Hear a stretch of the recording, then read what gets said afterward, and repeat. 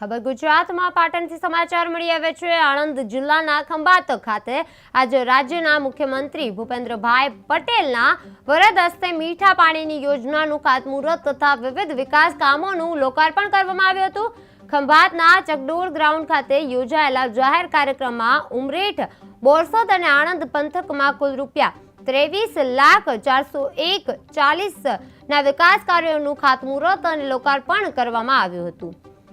મંત્રી રમણભાઈ સોલંકી, રાજ્યમંત્રી કમલેશ પટેલ, મહેસૂલ મંત્રી સંજયસિંહ મહિડા, આણંદ જિલ્લાના સાંસદ મિતેશ પટેલ, સોજિત્રા ધારાસભ્ય વિપુલ પટેલ સહિત અનેક આગેવાનો મોટી સંખ્યામાં નગરજનો ઉપસ્થિત રહ્યા હતા। અને ખાસ કરીને જે લોકાર્પણ થયું છે ખંભાતને શું ફાયદો?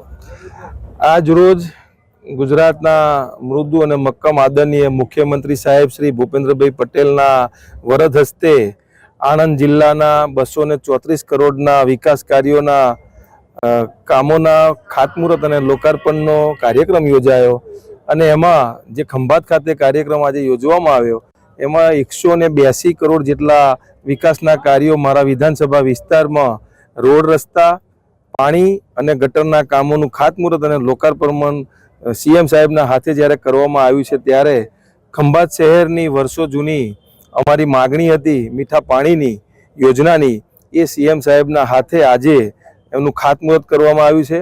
આવનારા સમયમાં આ યોજના સાકાર થયેથી ખંભાત શહેરના લોકોને આશરે 3500 થી 4000 TDSનું પાણી જે પીતા હતા એમાંથી મુક્તિ મળશે અને પાણીજન્ય રોગોમાંથી પણ મુક્તિ